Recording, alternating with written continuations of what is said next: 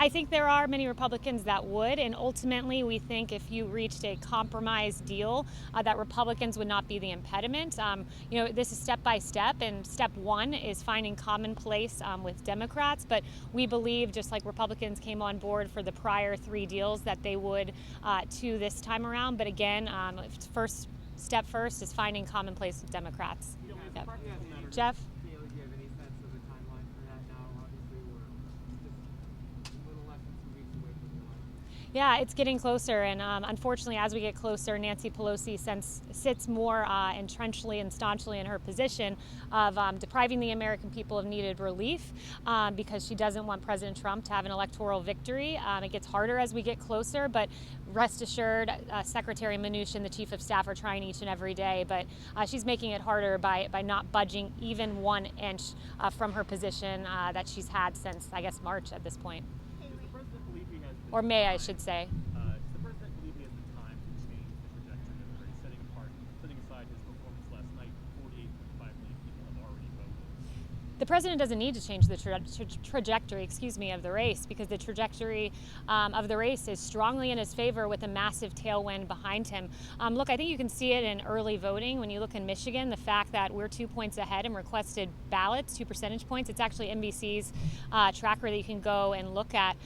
Republicans don't routinely match early vote of Democrats, and we're seeing that in states, and we believe that's more indicative of where the country stands than any of the public polling out there that sometimes is designed to shape public opinion rather than gauge it.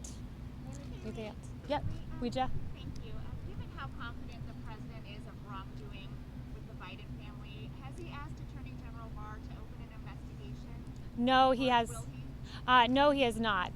The president wants these things to be looked into, and the media is really the avenue that should be doing that at this point. It's up to the Attorney General as to how he pursues this and the FBI, but we just want justice. We want the American people to have a full picture of what's at stake. And thank you, by the way, for asking about this, because not often do we get questions about the Joe Biden, Hunter Biden situation. But at this point, it's really the media that needs to look into this, because, we're 12 days out and the American people, 11 days out, the American people deserve answers. Kayleigh, can I ask you about the rallies? He's doing several over the next little while. Number one, what did you think he gets from them? What difference do they make? Number two, have you thought about changing the approach at all, given some cases are rising again? Is it time to pull back on rallies or change them at all, or is the White House not considered that? So first, let me back up and say we always provide masks. We encourage them to be worn. We have hand sanitizer available. You have a right to go to a political rally in this country, much like there was a women's march last weekend here in D.C. that people attended. We've seen protests. People have attended. We also know, by the way, a lot more about this disease than we did when we had to shut down the country. We know young people are less affected by it. Of course, they can contract COVID, but they tend to endure it much better than the older population does. So we know a lot more about this. Ultimately, it's the choice of the American people whether to come out and engage in political speech as the First Amendment allows them to do. But why does the president want to still do rallies, given the trend? Because, look, this is the most important election in American history, because what's at stake in this election are jobs, the economy, recovering from COVID. He believes he's the best person to do that. He thinks he has a 4-year proven track record of that. And 11 days out from an election, the American people deserve to hear from their leaders. And it's very interesting that you've had the other candidate been sequestered away for 5 days.